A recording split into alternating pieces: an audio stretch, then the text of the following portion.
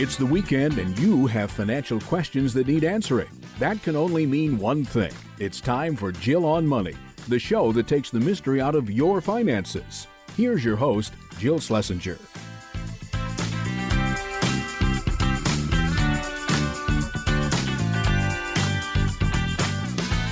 Welcome. It's the Jill on Money Show. This is the program that takes the mystery out of your financial life. And the way we do that is we encourage you to contact us. If you've got a financial question, just go to jillonmoney.com, click the Contact Us button, complete the form, and send it off to us. If you'd like to appear on the air live with us, click that box. Today, we're starting the show with Chris, who's on the line from Northern California. Hi, Chris. Hi, Jill. Hi, Mark. Thanks for doing this. Really appreciate it. Of course. Tell us what's going on. How can we help you out? So my wife and I are here in California, Bay Area, and we have 23-year-old special needs twins.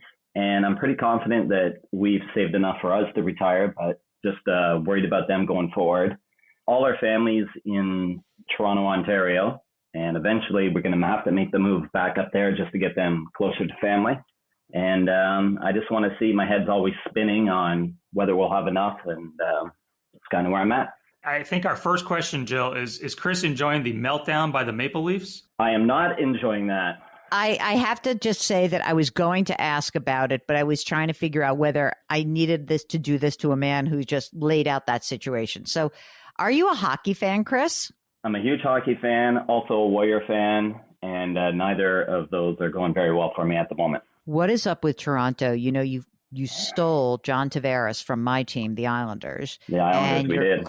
Crowing like crazy and blah, blah, blah. So you got out of the first round, first time in 19 years or something. 19 years, yeah. Yeah. Now they just completely, lay a dud. I mean, what's going on? I'm just so sad every year. In fact, should the coach get fired? Well, if they would have lost in the first round, guaranteed everybody was gone. Now that they got out of the first round, I don't know. I think they'll probably likely keep him around and keep going. But that's like a minor victory for them. Exactly. All right. So let's get back to you. So, Chris, how old are you? I'm 51. Wife? 54. Okay. And you're both working? Both working. How much do you guys earn together? So my wife, she earns her base salary, $220,000. She also gets a pretty consistent bonus of $60,000 a year. She also gets restricted stock options of around $55,000 a year. Myself, so for the first 21 years of my daughter's life, I was a stay-at-home dad, taking care of them. And then my wife started working remotely from home. So that freed me up to go back to the workforce. So I started a couple years ago, and I'm making $60,000 a year. Wow. That's kind of interesting. What an interesting opportunity you guys found yourselves in. Yeah, it's been good. How much money have you guys saved? You said you said, I'm pretty sure we got enough saved for ourselves. So let's talk about what you've accumulated. Okay, so we have a brokerage account. It's $1,375,000. Okay, that's great. And that's all vested. Non-vested, $125,000. Got it. Then we have a 401k. $1.3 million. And then my wife has a retirement plan from the company, but she no longer puts into it. They kind of canceled it. So now she has the payoff for when they retired. So whatever she accumulated to that point when they stopped it. Okay. So this is like an old pension converted to a cash balance plan. Exactly. Okay. Got it. Do you know how much money is in there about? I do. So we did the quick math on it the other day, and the lump sum, if she works until she's 60, is $465K. I'm assuming with the situation I'm in, we would do the lump sum. Mm-hmm. You can also do the annuity, but if something were to happen, and then, that money wouldn't be there for our daughters, right? So. Yeah, we don't want that. Definitely not. And what about you? Do you have money in retirement where you're making spousal contributions? No. So me personally, I just started the 401k since I started this position. So I have about $6,000 in there. And then we also have $6,500 in a little Canadian mutual fund. Wait a second, just so I understand this. You moved back to Canada. You're a Canadian. You have dual citizenship? We all have dual citizenship. So my wife and I were Canadian, moved here to America, got our citizenship. Our daughters were born here. And then we got them Canadian citizenship as well. Okay.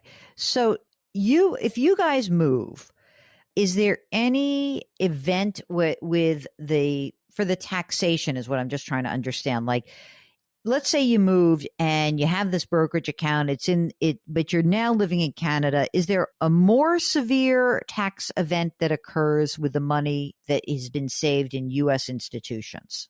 So yeah, I've been trying to figure all that out. So I did talk to a gentleman from Canada. He said no, because we have, pretty favorable tax laws and everything between Canada and the U.S. Okay. So that should all be fine. Okay. So I wouldn't have to pay like double tax here and then tax there. We did own a home at one point in Canada, so it was always just pay tax in one country. So I think it would go like that. Pain in the neck, right?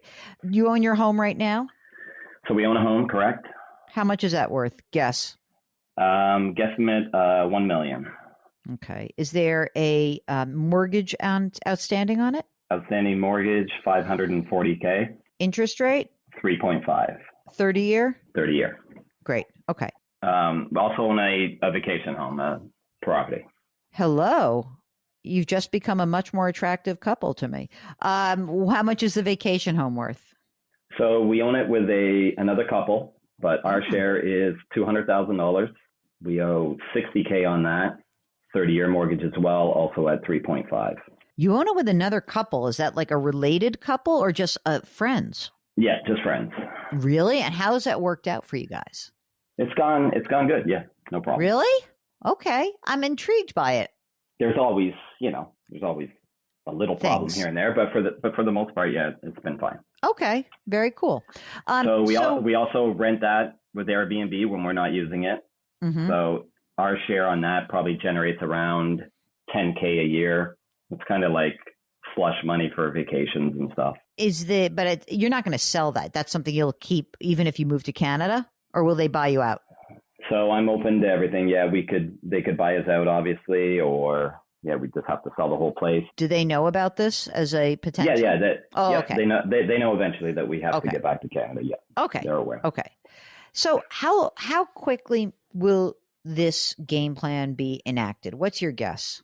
At least 5 years, probably. Maybe work here till we're 60, maybe a bit less to kind of get all our ducks in a row and then move.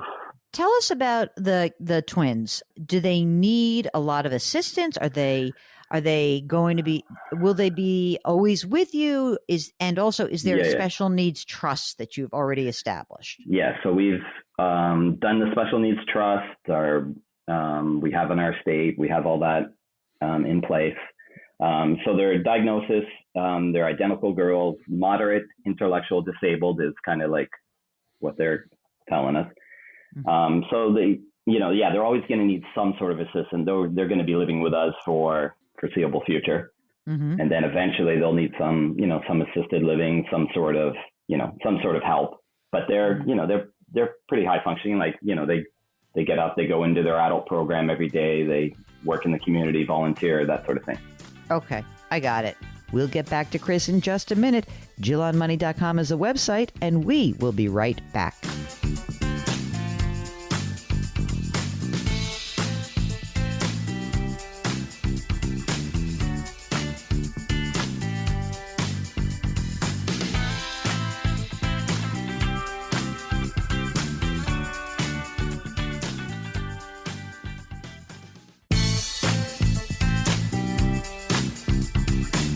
Back to Jill on Money, where Jill Schlesinger helps you take the mystery out of your finances.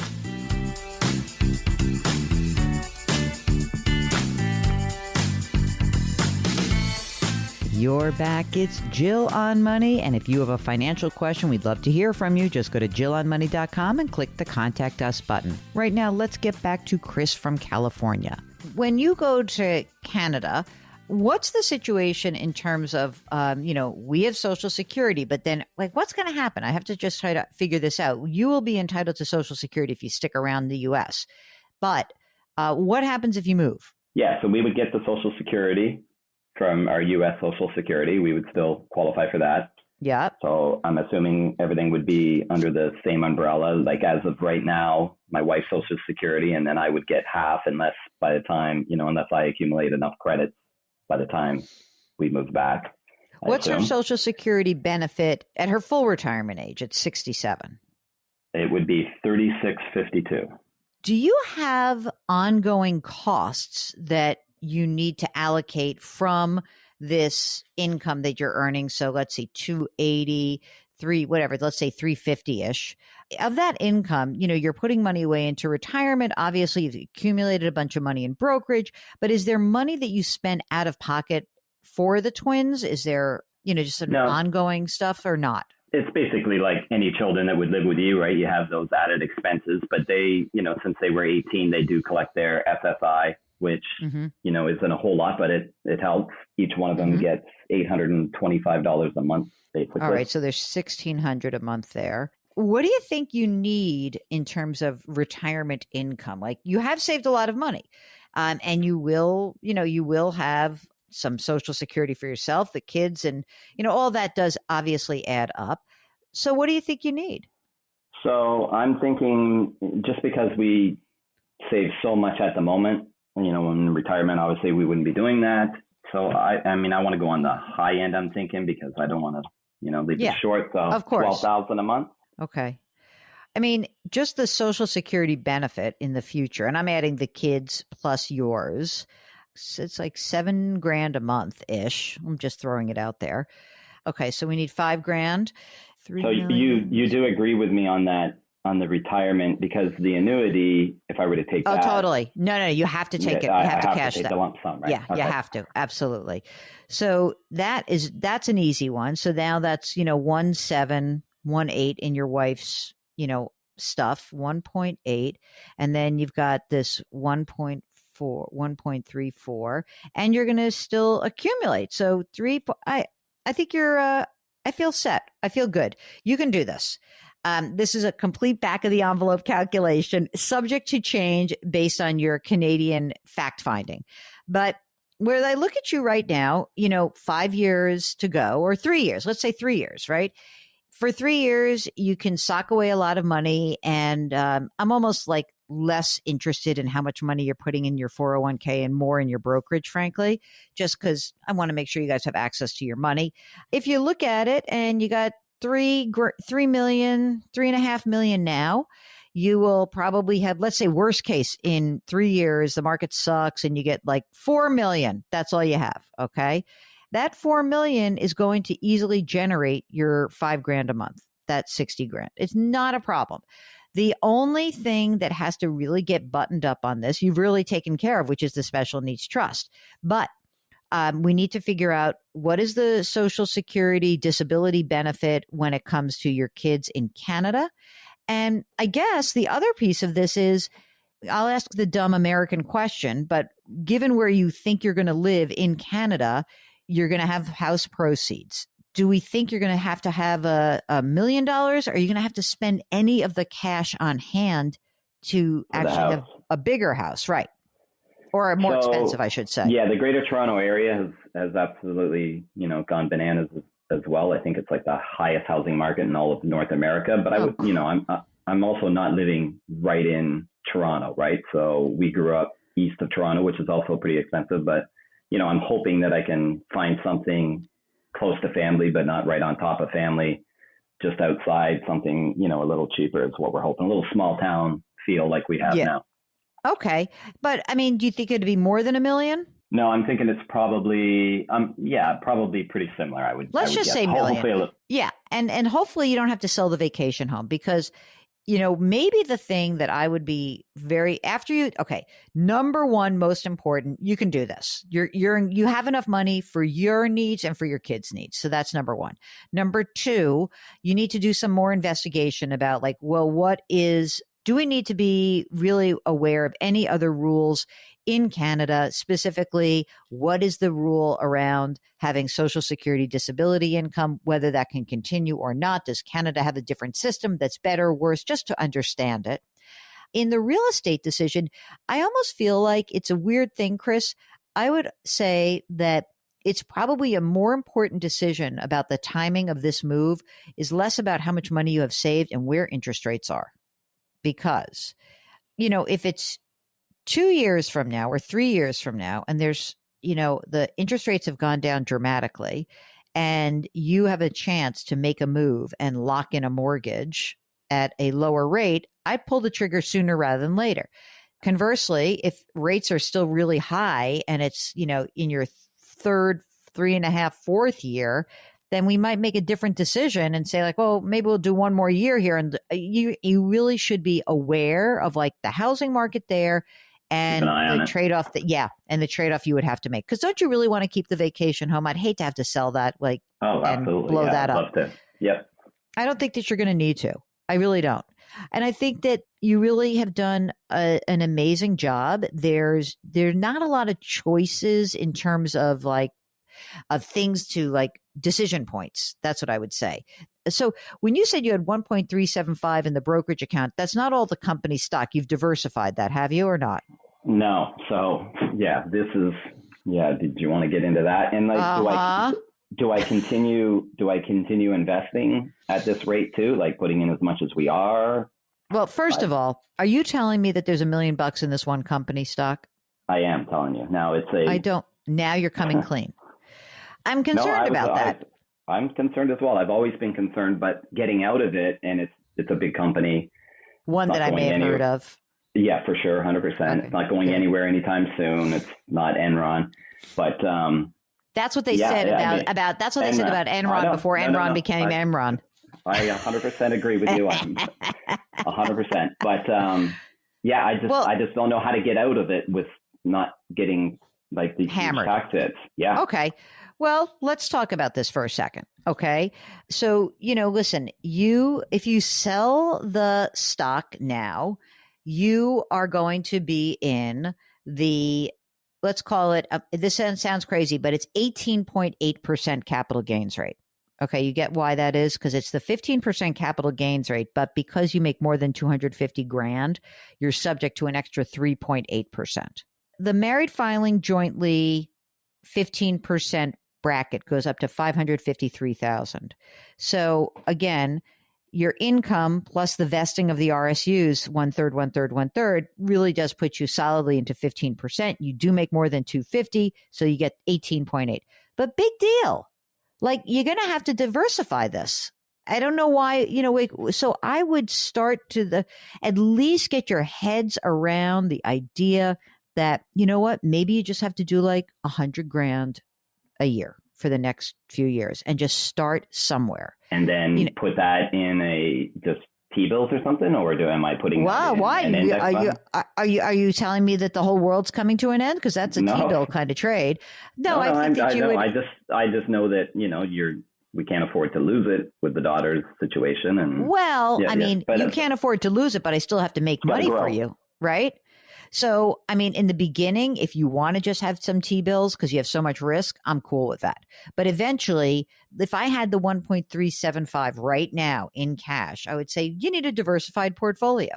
You need some cash or cash equivalents like T-bills, some bonds, some stocks, maybe a little commodity / real estate exposure, maybe not this second, but, something, and call it a day. It's the Jill on Money Show, and we will be right back.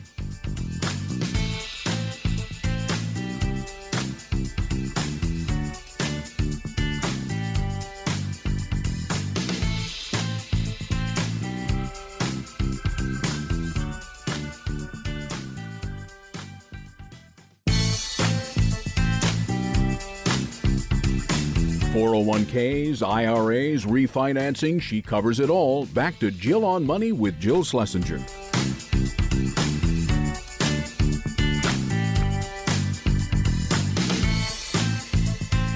You're back. It's Jill on Money, and we're here answering financial questions. But often when we talk to you, we're talking about your real lives, and we're just talking about the financial repercussions of the choices that you are contemplating. Now, if that's kind of the category you find yourself in, then you should check out my book. It's called The Great Money Reset. And in this book, I tell stories of people who basically are making big, big changes but they want to do so without really impacting or negatively impacting their long-term financial futures. So if that's something that you think is interesting to you, you want to reset your life, you want to find the 10 bold steps to turn chaos into opportunity, check out the book, The Great Money Reset. You can find it right on our website. You know what else you can find? Subscription to a new service called Jill on Money Live. This is where you have access to quarterly live webinars and bonus interviews. We've got a whole bunch of stuff up there behind the paywall. You should check it out. Right now, let's talk to Matt, who's on the line from St. Louis. When I emailed you, I was getting a lot of mail from various financial planners saying that I needed to get into annuities. The person who I'm with right now, I told them several years ago that I don't really know much about annuities, but I've not heard anything good about them. So I was just kind of wondering what your take is on annuities, and if there are good or bad annuities that would be good, especially in this time of unsettled markets. You know, aren't those marketers so fabulous? It's almost like they can smell the fear in all of us, and they know exactly when to, like, hit you, the deluge of information. And that's not an accident. So, of course, during times of uncertainty, the push to sell an annuity is pretty strong. And, you know, I will tell you, Matt, that I've not been a huge fan of annuities myself. But, you know, listen, they are evolving. As people are seeking more consistent income, we are getting some better entrants into the marketplace, but they are not for everyone. So give us a little sense of what's going on for you. So first of all, how old are you? I am 62. Okay. And I retired 2 years ago, but my wife was planning on retiring in December. Okay. How old is your wife? She is also 62. And so you're retired, and do you have any income right now? Do you have a pension? I do have a pension. I had a pension and a 401k, but my wife is still working, so we really don't need it, but I am drawing just a small amount. Basically, I rolled my pension into my current plan. So you had a lump sum, a cash account from your pension. You rolled it into your 401k, and is it now in an IRA rollover? Is it a new account, or is it still at the old place? No, it's in a new IRA with my current. Okay. How much is in there in that rollover account? $750,000. Wow, that's a nice chunk, man. Your workhorse wife, who we love, that she's still working, will she be entitled to a pension when she retires? She will not. Okay. She has a 401k also? Correct. And a 403B also. Oh, how much is in there? All told, with everything, she has about $700,000 in that. Okay, that's great. Tell me about Roth IRAs. What do you have in Roth IRAs? Both of us have about $120,000 in Roth IRAs. Each? 120 each? Right. Wow, that's good. And what about just a brokerage account? So money that's already been taxed that's just invested. I do have regular stocks also. And I have I had 22,000 at one time in one and probably 22 in the other, but they're both down considerably. How much do you think they're worth now? I think one I looked at yesterday was 14,000 and the other one was 11. And those are held directly with the companies, or are those in a brokerage account? It's in with my account, but they are just two individual companies. Yeah, direct. Okay. Yeah. Got it. And what about money in the bank? We have about 36,000, I think. 36,000. Yeah, Okay. just in our emergency fund. Good. Okay, great. And you guys own a home? We do, and it's paid off. How much is it worth, would you guess? Probably 250, I would have to guess. Uh-huh. And you want to stay there? I would like to, but I'm open to just about anything as soon as she retires. Do you have some grown kids somewhere around, floating around in the universe? Two grown kids. One is in New Jersey, and the other one is here in town. Okay. Well, 31 and 28. Okay. That's good. And any help that they need, are you giving them any help financially? No, they're both pretty self-sufficient. Good. is there anyone else you would have to take care of when your wife is retiring? Like a sibling or anyone else that you think that we should just factor in the game plan? No. Okay. Do you have a sense of how much you need to spend every month? We were just figuring that out last night. Probably, I think our budget is probably like $4,600 roughly. Okay. What's the game plan on Social Security for you guys? What do you think? Like, do you have the Social Security estimates, like what your full retirement age is? What are you thinking? Yeah, roughly both of ours together would be about $5,000. Oh, at the full retirement age. Retirement, yeah. Okay. So essentially, all we need to do is get you $5,000, maybe $6,000 a month pre-tax, like if we pulled money out of your IRA accounts, right? Well, all we need to do is take $6,000 a month out for the next 5 years, because that's what we want to do, right? Is that kind of what you guys are thinking also? That's pretty much it. And we were thinking about like moving things into CDs or money markets with one of our, like my wife's account. Hers is still in TIA. Okay. Can I just point something out that's kind of funny? You started the call with, I'm getting mail from financial planners about annuities. Here we are talking, and you mentioned this now, many minutes into our conversation, TIAA. I'm sure that you maybe don't realize this, but TIAA is actually an insurance company that does retirement plans, but it's an annuity. And in fact, it is one of the best annuities that is out there. We'll get back to Matt in just a second. The annuity world is one that creates a lot of questions, I know, and we are here to answer them. It's Jill on Money, and we will be right back.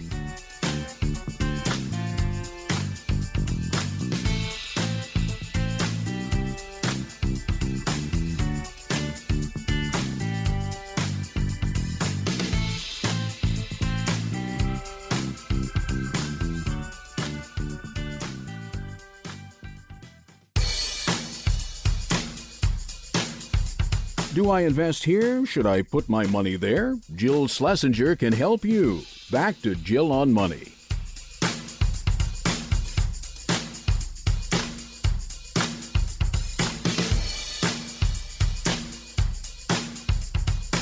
You're back. It's Jill on Money.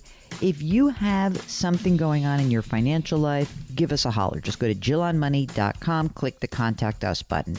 If you would like to join us on the air, that's great. Then we just have a little box at the bottom of the form. You check the box. And if you want more of our content, you want to listen to us when you want to listen to us. We love that you listen to the radio, but there are other ways as well. You can check out both of our podcasts. There is Jill on Money and there is Money Watch. You can get them wherever you find your favorite podcasts. And if you're not in the podcasting world, it's very easy. Just think of it as radio on demand, and it's really fun. Okay, what else can you get on the website? You can get our free weekly newsletter. Comes out every single Friday. A perfect way to warm up for this show. Think of it as your stretching, your little brisk walk before you start your major workout. And we'd love for you to get that newsletter because Mark does a great job with it. Right now, let's get back to Matt, who's on the line from St. Louis. It is Annuity Palooza for Matt, and we're going to figure out what's going on. So when you said to me, I don't know if there's some annuities that are better than others, TIAA is one of the good ones. So something that you might want to consider is your wife's 401k and 403b with TIAA? Yes. Okay. And then she also has a little bit because the hospital she works for was purchased. So she has another one, which is only about $9,000 or $10,000. I'm thinking about this. You have some money in TIAA. I don't know if it's split, if it's 750, but let's just pretend that you had 350 and 350 for the total of 7. But let's just pretend there was $350,000 in one of these accounts at TIAA. One thing that you could ask them to model for you is to say, when my wife retires at the end of the year, right, I would like to see what it would mean for us to take a equal distribution, basically to annuitize this account, one of the accounts, not everything, but one of the accounts. You could literally say to them, give us $6,000 a month from this account and tell us how long that's going to last. That's actually an annuity. That's exactly what this, whatever you think you're getting, whoever could sell something to you, it won't be as good as the TIAA annuity. I can promise you that. And I think that could actually solve your problem, which is, we're going to take out, again, I'm saying $6,000 a month. I hope you understand this. It's not because you said a lower amount. I'm just saying you have to pay tax on that $6,000 a month, right? So if we have $72,000 a year for 5 years, it's essentially, or 70,000, you'll deplete the account over the course of the 5 years, and you'll have the money that you need. And that would, to me, is also really smart because you are getting the money out of these pre-tax accounts. You're going to have to take them out eventually anyway, and we're just reducing the amount you'll have to take out later.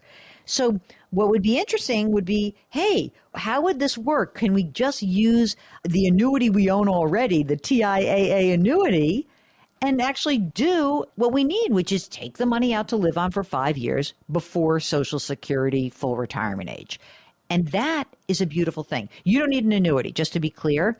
If you are in 2 TIAA accounts, you don't need an annuity. And the other thing that's kind of nice about this, that when you do this, Matt, you don't have to start moving money around or doing it. You turn this faucet on. They then make sure you get the monthly amount that you need. Yeah, because we were thinking about actually moving it into our plan right now and then doing CDs. I don't think you need to do that. I really don't. You have a financial advisor, right? Correct. Is that person a certified financial planner? He is, yes. So if he isn't looking at this, he should be. The way you phrase it with him is, hey, maybe instead of for our game plan, why don't we just annuitize one of my wife's accounts? And then we'll have 5 years of income.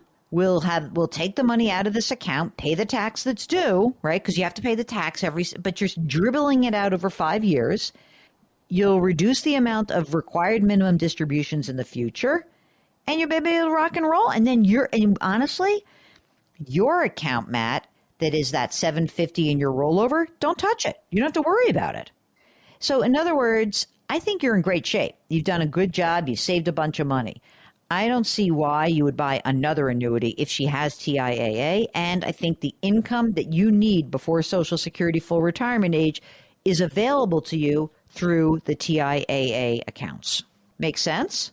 It makes total sense. But I mean, isn't that shocking? I can do that sometimes. I felt really good until this past year, and then I know, but that's that they say this is what my father used to say about investing is, it's like we have to become seasoned investors. And he would say, and I remember saying, well, what does that exactly mean? I got to be old before I can take these these years that are terrible.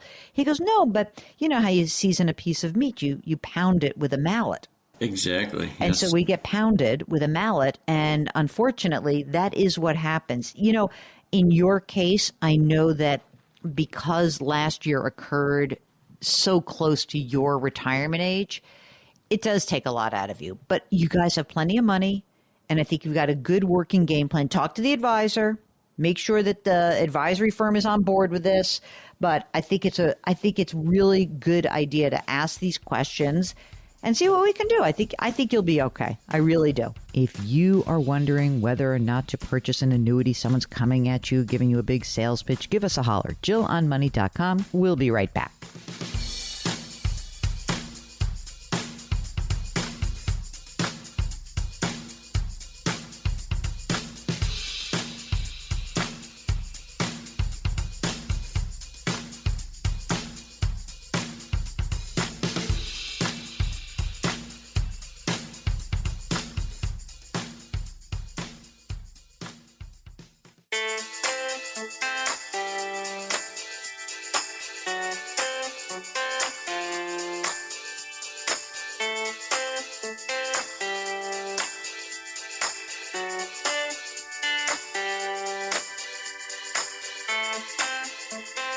You're back. It's Jill on Money, the program that attempts to take the mystery out of your financial life. And if you have a question, something big that's going on, something small that's going on, give us a holler. Go to JillOnMoney.com, click the Contact Us button, and we'll get your note. This is an email from Anonymous who says, I invested in one of the banks that recently closed down. My total loss was about $60,000.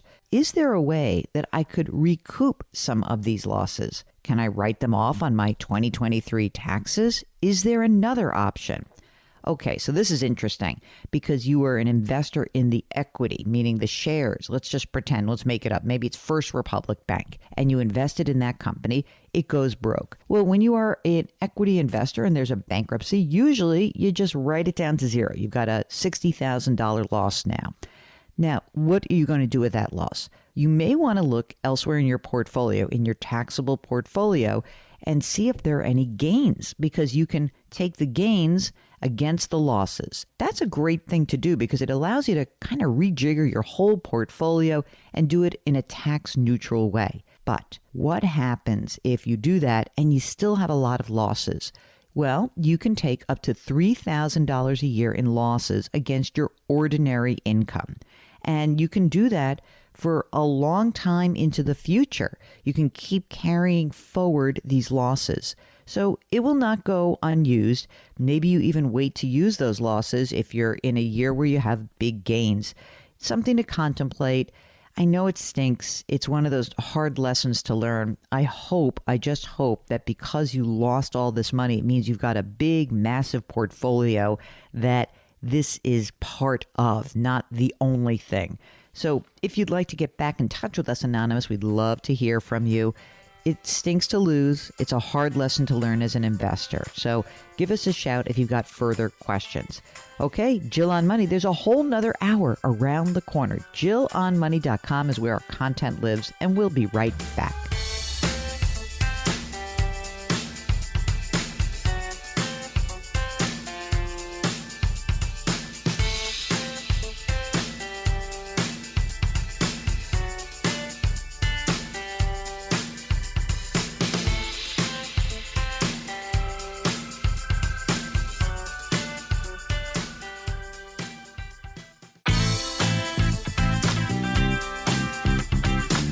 It's the weekend, and that can only mean one thing. You're listening to Jill on Money, the show that takes the mystery out of your finances.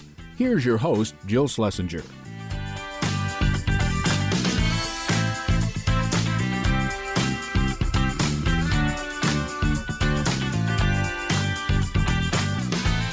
You're back. It's hour number 2 of the Jill on Money Show, and we are here answering your financial questions. Now, if you have one, it's very easy to get in touch with us. Just go to our JillOnMoney.com website, which I hope you have bookmarked, because it is so much easier if you can just keep going back to it, and whenever something comes up, there we are. If you haven't bookmarked it, it's easy to find. Okay, next. When you're on the website, you've got a question, something's bubbling up in your brain, click the Contact Us button, complete the form, and let us know if you'd be willing to come on the air live, because when we have you on the air live, we just get down to much more interesting aspects of your financial life. Sometimes we raise issues that you may not have even contemplated. So please do that. We'd love, love, love to hear from you. While you're on the website, do a few things. Number 1, check out our new subscription service. It's called Jill on Money Live. For $35, you are going to be able to have access to quarterly live webinars. And there's also some extra bonus content, like my conversation with Mike Quincy from Consumer Reports. He's the automotive writer, and he gives us tips about how to buy a car. If you'd like to see that interview, you've got to join Jill on Money Live. $35 for 12 months. Not a bad deal if you ask me. Also on the website, we've got links to buy my new book called The Great Money Reset. I want to show you the 10 bold steps that you can use to turn chaos into opportunity. All right, right now, we are going to start a conversation with listener James, who's on the line from Nevada. It's Nevada, not Nevada, right, James? I go with Nevada, yes. Nevada. Okay, I got it. What's going on in Nevada? First of all, thank you, Jill Mar, for having me on. And I was hoping you can help me with a few questions as I do some financial housekeeping. I like that. What's going on? Tell us about yourself and how we can help you. My wife and I have 4 kids. My wife. 4? Yes, 4 kids. How old are you? I'm 51 and my wife is 46. Okay. How old are the kids? Let's run down. 12, 10, 9, and 5. It's a lot of kids, man. Okay. Keeps us busy. I guess so. Are you both working in the home, out of the home? What's up? My wife is a stay-at-home mom, so she works very hard with that. But and the pay sucks. And the pay sucks. And I do everything I can. I work outside the home to help support the family. Okay. How much do you earn, James? I earn with my bonus about $365 a year. Wow. That's a good chunk of money. Are you putting money into a retirement account on that income? Yes. We're maxing out with catch-up contributions. And then my wife and I both do the traditional IRA as well. Okay. So we have a Roth 401k through work. So tell me about how much the balances look like right now. In the traditional, there's $1,057,000, and in Roth, it's about $530,000. Okay, great. And any money that you guys have in brokerage accounts or any other sort of slush fundy fund accounts, what do you got going? We have $165,000 in a brokerage, $60,000 in I bonds, and $15,000 in crypto. We have a $6,000 FSA from a while back. And then we have a fairly large cash position, which is CDs and cash. First of all, how much and how come it's so big? It's $1.75 million. Oh my God, you're not kidding. That is big. Do you have it earmarked for something? Well, that's what this financial housekeeping is going to help us with, is okay. To allocate that. Some of that is from some property sales over the last year or two, and some of that is from an insurance payout. We were involved with the wildfires. Oh my God. I'm sorry. That stinks. How about your home? Do you own it or are you a renter?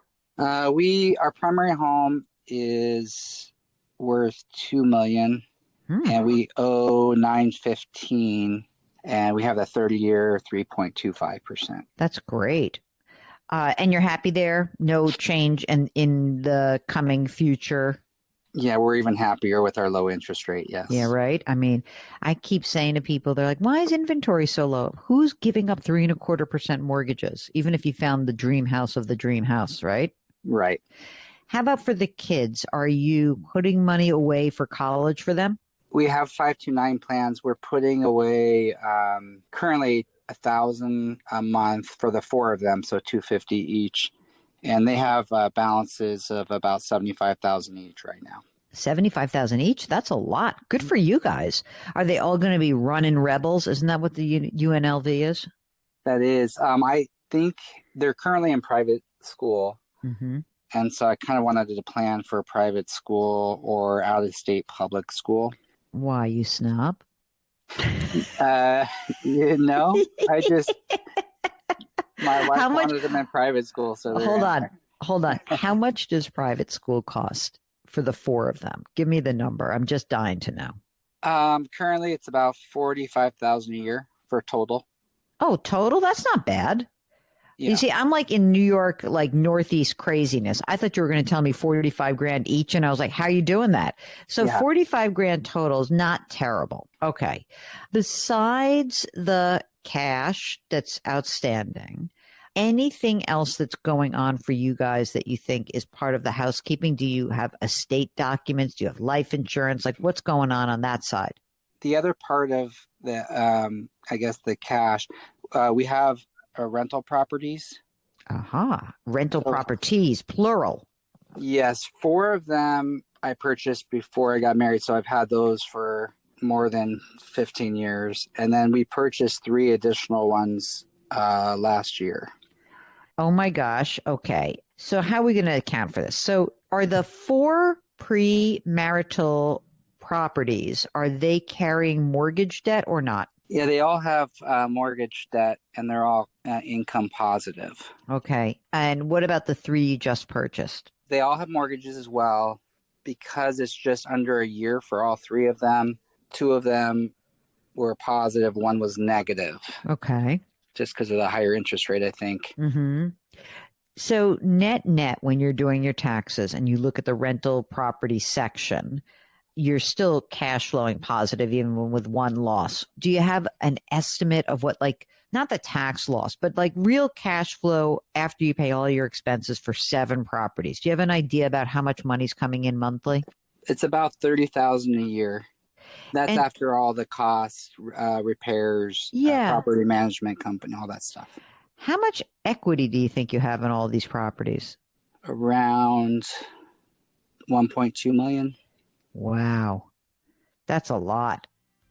And there's probably going to be a very nasty tax hit for those first 4. We'll get back to James in just a minute. This is the Jill on Money Show. JillOnMoney.com is our website. The Contact Us button is the way to get in touch. We'll be right back.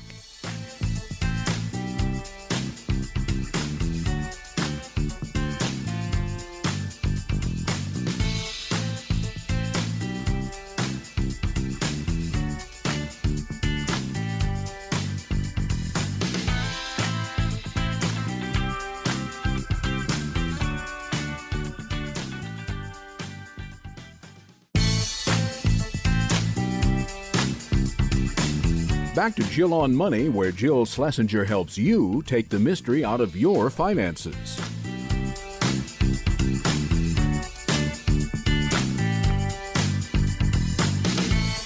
You're back. It's Jill on Money, and we are here answering your financial questions, your big life questions that spill over into your finances.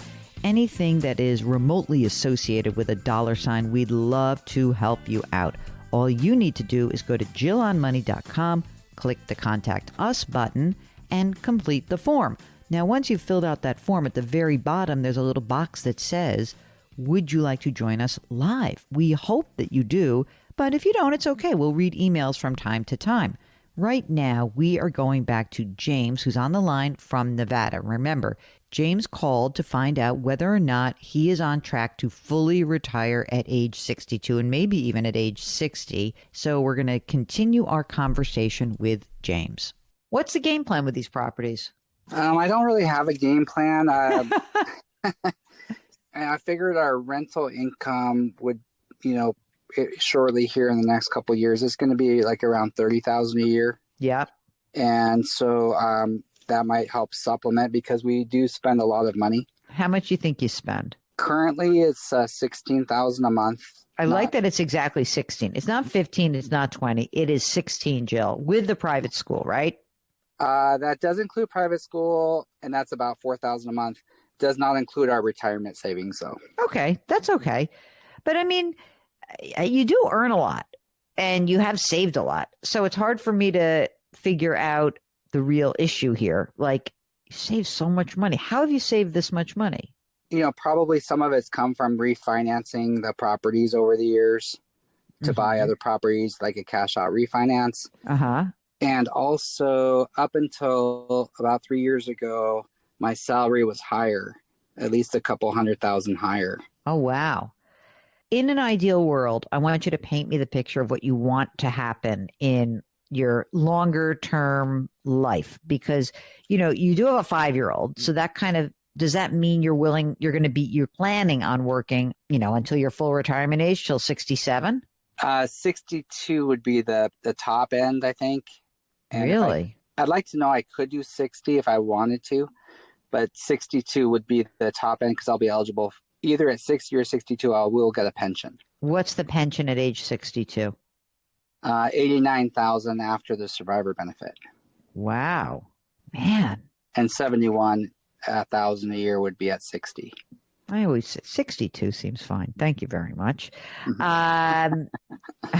You have young kids. Come on. I do, though. So one will still be in high school. So right. I can't do too much stuff.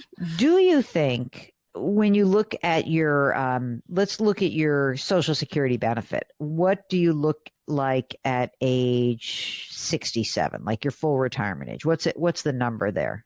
Combined or just? Yeah, combined. Why not? 60 a year. So, we're not 16 a month, but and this is, of course, the pension and the Social Security benefit are, of course, taxable, but still we are pretty close. We're 3/4 of the way there. I get it. I see that this can work. Yes, you can probably retire at age 60. I'm just trying to think about the deployment of cash right now. So I'm going to just leave the real estate aside, because ideally at some point we've got to clean this up, because I don't know if you actually want that income. I don't know if like you think about it, if you got $1.2 million of equity and you're cash flowing 30 grand a year, it's good, but it's only good if we don't have some big problems, or there's not dips where you have to take a hit and it's really not 30 a year, it's 20. It's not awesome. It's good. It's fine. Right. Is there some idea about consolidating these or holding them forever, or what?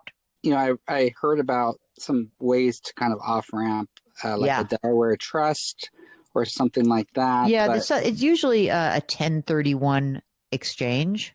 Mm-hmm. So the way this would work, and again, this is a way to kind of move taxation into the future. So let's say that you've got those 4 properties and they've got a very low cost basis and you've been depreciating the heck out of them over the last 15 years, right? Could we sell all of them and buy one different property with all those proceeds and roll any tax liability into the new house? You can do so through something called a 1031 exchange, a like-kind transfer.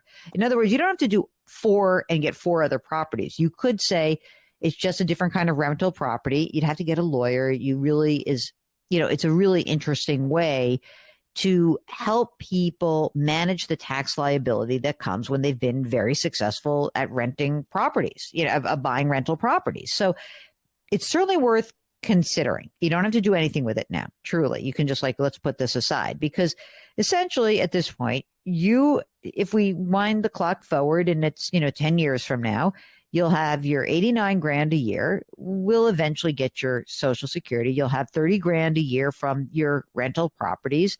And you'll have a lot of money that you've invested. You've got $1.5 million in retirement assets and other stuff here. We haven't even talked about the CDs and the cash yet, but you're in great shape. You really are. So I think there's a big question I have about the CDs and the cash. And that is there some level of comfort that you have? Because it sounds like, like you said, you used to earn more money. Is there some level of comfort that you would have by keeping some extra cash on hand? Yes, I think, probably a year's worth of emergency fund. And also, I like to keep maybe a couple 200,000 just for emergencies for the real estate part of it, right, roofs and things like that. Right. So again, there's 160 and 100. So, I'm talking about 300, you got 1 3/4. What about, let's just say that we, let's say we took 350 off the top. Okay. Just for the heck of it. Mm-hmm. And now you're left with with the balance. Is there some way that you are interested in allocating that money that's left, that 1.4, in oh no, I want this all in the brokerage account? Or are you okay with us trying to figure out whether we should pump some extra money in those 529 accounts? Yeah, I think I need to pump some extra into the 529, and then I don't know if I need to save any additional money for maybe Roth conversions or anything like that in the future. Yeah, maybe. It depends. I feel like you're in a pretty high tax bracket. There's no state income tax in Nevada, right? Correct. Okay. So you're in a high tax bracket, but you're not in 32 anymore. You're in 24%, right? Mm-hmm. So, there is some argument for maybe in the future if you were to stop working at 60, you'd have some time to do some conversions. You really would.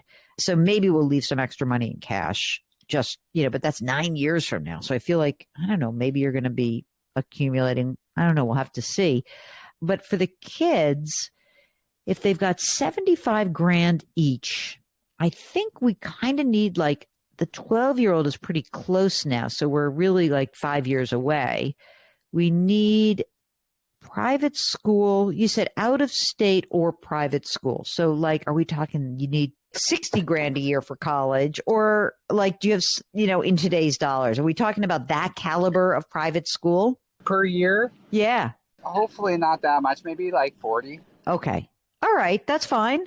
You can make lump sum deposits into these accounts, which you might do right out of this CD and cash pile so that you can really top these off. And then that'll help your cash flow a little bit, instead of maybe the 16 grand a month. Did that include the $1,000 a month in the 529 plans? Yes. Okay. So maybe we're really at 15 a month. So already, like if we can, I feel like if we can deploy the cash and get it in the 529 plans, you can be like, oh, I can rest assured, college done. I've just paid for it. It's done.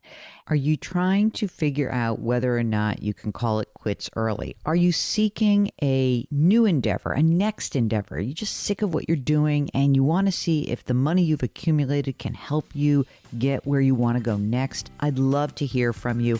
All you need to do is go to our website, JillOnMoney.com, click the Contact Us button, and complete the form. We'd love to have you on the air. The Jill on Money Show will be right back.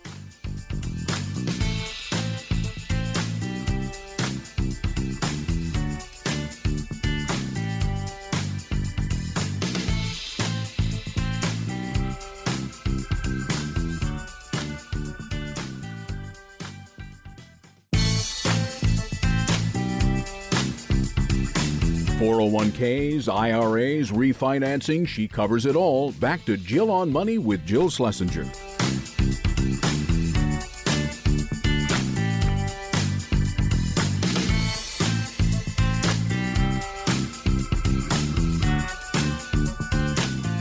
You're back. It's the Jill on Money Show. We are trying to take the mystery out of your financial life. I am Jill Schlesinger, CBS News business analyst and a certified financial planner. Mark Talercio is the executive producer. He's also a certified financial planner. And the reason why we think this is important is that this gives us a big picture approach to answering the questions that you bring to us. So if you would like to come on the air and discuss anything that's going on, you got two CFPs that are trying to help you out. Go to JillOnMoney.com, click the Contact Us button. Don't forget to let us know if you would be willing to come on the air live. Also, you can check out a lot of stuff that lives on our website at the JillOnMoney.com website. We have other programs. We have two podcasts. One is called Jill on Money. The other is called Money Watch. We also have a blog. We've got videos of my recent appearances on the CBS News Network. And we also have a resources section that may be able to help you out with different things going on in your financial life. So check it out. Everything lives at JillOnMoney.com. Okay, right now, let's get back to James from Nevada and talk through whether or not he is ready to call it quits, maybe fully retire at an early age. I know this is one of those questions that everybody is thinking about for themselves, whether or not you want to just stop working altogether, or maybe you want to do something different, something that I kind of encourage folks to do. I think that's really good for you to keep doing stuff. So let's get back to James from Nevada. How else would you be thinking of deploying this cash? You're not going to pay off any mortgages because mortgages are making your rental properties work well. The mortgage for your house is cheap. So are you okay investing this money yourself? Or you already have a brokerage account. Would you just add it to your brokerage account? Yes. And I'm trying to clean up because I have a lot of target date funds in the retirement accounts. So I'm planning to kind of sell all that stuff in retirement and get down to just like a portfolio of 4 different, bonds and stocks, kind of simplify life a little bit. Well, I love that because that's part of the housekeeping. And then, we can make sure that your brokerage account is tax efficient, and index funds will definitely help with that. I mean, are you feeling like I'm scared to pull the trigger because what if the market fell dramatically? Or are you just like, is it just inertia? It's just that we got a lot of this money in the last 6 months, and I wanted to make sure that everything kind of got cleaned up, and then I'm ready to deploy it into the stock market and do those things. Okay. I know that I you could can dollar cost average. I was just going to 6 say, months or something. exactly. Why not do that? And then that will force you to keep on plan, right? Don't second guess yourself. That's what I would say. I would protect myself against that moment where you feel like I don't want to invest because the world's falling apart. That's when you do want to invest, right? Mhm. So it is always really hard to do, but if you set this up automatically, then you really can make sure the money is invested. That's why it's kind of easier with a 529. It's like you punch that money in there, it's done. You don't have to worry about it. Let it do what it's going to do. Should I dollar cost average into that as well? I don't know. Are you going to really do it? I'm like worried that you're going to be like, okay, here's my big concern. I'll do whatever's best. All right. So whatever best is whatever you can stick to. I mean, you've done all this hard work. You've got tons of money. You're going to be able to do whatever you want to do for retirement. Your kids are going to get educated. So I don't want to drive you crazy. So all I want to do is create some game plan that will get you on track for funding the kids' college education and get yourself invested. So if you want a dollar cost average in both the 529 accounts and the brokerage account, that's fine with me. The only thing I need you to do on your end is just double check the rules of your 529 to make sure you don't violate their funding, because some of them have specific rules about how much money you can put in over the course of a certain amount of time. Yeah, I think ours are 85 each for a 5-year period. Yeah. All right. So that would be perfect. So set it up. Get the automatic transfers in there going, or just like nudge yourself, put something in your calendar, make sure it happens. Leave yourself with plenty of cash and CDs, because like you said, you know, you want to have money for these properties. You want to have money that's available if you need anything for just your own needs. And then you'll be able to get the money to work, be efficient, hit your retirement goals, get those kids educated. You're in great shape. You're in amazing shape. I don't know what to do about this rental property. I feel like it's fine for now. At some point, you're going to make a different decision, I think. Yes, it's just not too difficult for me now. I might kind of push that off until after I retire. Exactly. And maybe then, yeah, that might be a great idea. And then even in a retirement, when your income goes down, that could be a nice chunk of time where you could convert your pre-tax retirement assets and start doing that slowly, because you're not going, I mean, you are going to be claiming this pension of 90 grand a year, 89 grand a year, even, you know, if it's at 60, you said it's 70 something, you know, that's a significant change in a tax bracket for someone like you.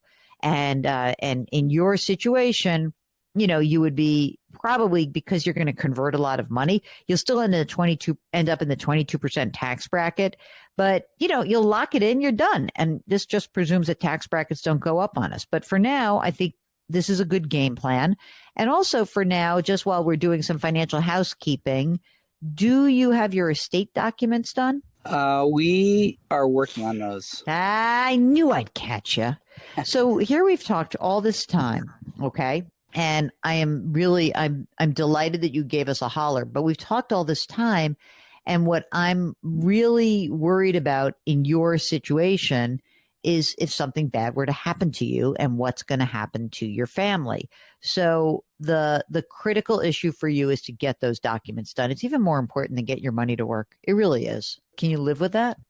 Yes, we just got more life insurance, and we've already started because my wife never had life insurance, and we started filling out the will questionnaire. But we're going to have all this stuff is going to be done. It is Financial Housekeeping 101 with James. I cannot thank you enough for getting in touch with us. Get your game plan together, get that dollar cost averaging going, get your estate docs done, and retire at age 60. You'll be good. Sound like a good plan to you? Sounds great. Thank you so much. If you have a financial question, it could be retirement, it can be education funding, it can be a new house, give us a holler. Go to JillOnMoney.com and click the Contact Us button. We'll be right back.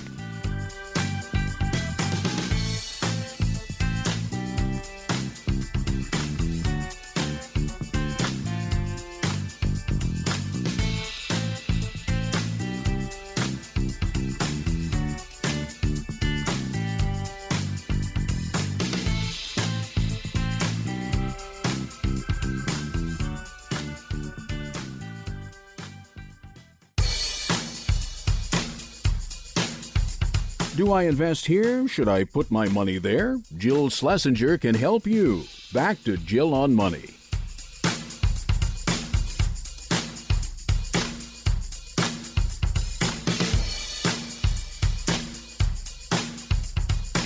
You're back. It's Jill on Money, the program that is attempting to answer the burning financial and life questions that you're wrestling with every single day. Why wrestle with them alone? Why not use us? Mark and I, Mark Talercio, executive producer, we're both certified financial planners. We love to hear about your stories, about your lives, and to try to help you make better financial decisions. We don't have to maximize your life. We would like to try to help you make the next best financial decision for you, not for anyone else, but for you and your family. So just get in touch with us. Go to jillonmoney.com, jillonmoney.com, and click the Contact Us button, and then a form will appear, and you complete the form. Now, if you don't want to come on with us live, that's fine, but give us a lot of detail, because that detail will allow us to answer your questions more thoroughly. And then I won't have to do this. Oh, well, we need more information. Send us up more information. I know that kind of is a drag, but I'd like to avoid that. And hopefully, if you give us lots and lots of information, then we'll be able to do so. Right now, let's get an email. This is from Ryan, who's got a Roth conversion question. And by the way, if you're really interested in the Roth, you really should subscribe to our service, Jill on Money Live, because our very first live webinar was with Roth IRA expert Ed Slott. Anyway, here is the email from Ryan. Hi, Jill and Mark. My wife and I both really enjoy listening to your daily podcast. Ryan's 52, his wife is 49. They've got a total annual household income of about $140,000. They save 15% into Roth 401ks. They've got a combined total of about $550,000 saved for retirement. That's great. Of the $550,000, $325,000 is in a traditional IRA. Should we convert the IRA to a Roth using funds from the Roth to pay the taxes, or should we leave everything as is? We do not have plans to start needing to use retirement funds for another 10 to 13 years. Let's call it 10 to 15. Mark, how do you feel about using money in the Roth to pay for the conversion? No. I was looking to see if he mentioned anything about a big pile of cash laying around. I think that's a no. And don't worry about it, because what you should do is you're putting money into the Roths now, which is good. Don't worry about it. Just keep putting new money into the Roth. We'll deal with the old stuff when the time makes more sense for you. Carol says that she is 59 and a half. She's got a 401k worth around $530,000. No debt, no mortgage, and no savings other than that $530,000 in the 401k. She says, I want to retire at age 67. Okay, so she's 59 and a half, 67. That's our goal. Okay, gang? She's got $159,000 sitting in a stability account, and the rest in stocks and some in bonds. That's weird, Mark. Is she talking about within the 401k? Yeah, I think she's probably using a stable fund within it. A stable value, maybe. Okay. Oh, financial advisor at the bank says invest $200,000 in a variable annuity. No. First of all, where does this guy think you're getting the $200,000 from? Where is that coming from? From the 401k? You're still working. And no, once you put it into that annuity, then you don't have access to it. Terrible, terrible decision. We don't want you to do it. That is not a fiduciary, Mark. Not a fiduciary. Okay, this is from Gail. My husband and I want to give our adult child money towards a home down payment without triggering tax implications for us. We're retired and comfortable. If we each give less than the limit for 2023, that's $17,000, right, Mark? Must we write separate checks from separate accounts, or can we give the total amount from our joint in a single payment? You can do it joint in a single payment. I don't know how much money, like when you say acceptable limit, there's a way to give more money. The way you give more money is that you would just file a gift tax return, and you would say, hey, it sounds like maybe your only child, so it's perfectly reasonable to do it this way. You just say, hey, my gift tax allowance of 11-something million, I don't even know what it is these days. We're going to use part of it today. But what's interesting to me is, she says we want to make sure the down payment is accepted without a hitch. It's not like a hitch, but I think the money has to be showing in the kid's account, the mortgage applicant's account, by a certain time. Ask someone about a gift tax return if you work with an accountant. All right, oh boy. I love this one. This is our last email today, and Mark left me with a doozy. The subject, when to pull out of the market. Mike says, I'm 65. I've got money in the stock market. I've been hearing that people my age should pull out of the stock market because they believe the bottom is going to fall out. Stocks are going to drop deeply. You mean more than last year? They already did. I don't have time to wait for stocks to build back up. 69% in stocks, 40% in equity. That doesn't add up to me. I think he's 60-40. He's got $1 million, and he says that's it for the rest of his life. So the question is this. You have Social Security yet? Are you still working? Those are two questions. How much money are we trying to draw out of this account? And I don't know when you should pull out and not, but the problem is you're 65. You can live for 25 more years. You can live for 30 more years. So you're right. You have a limited amount of assets to last you a lifetime, but that really does mean you need that money to grow faster than the inflation rate. I mean, you certainly should have 1 year of living expenses in CDs, maybe 2. I'm not so sure you need to pull money out of the market. If you're 60-40, maybe you go 50-50, but you still need some money to grow. You need a base upon which these assets will grow. Even if the bottom falls out, again, you could live for 25, 30 more years. So you probably can withstand more than you think. If you have a question about a Roth conversion, about retirement, about buying a new home, about switching jobs, about anything in your life that is remotely associated with a dollar sign, pretty much everything is, give us a holler. Go to JillOnMoney.com and click the Contact Us button. We'll be right back.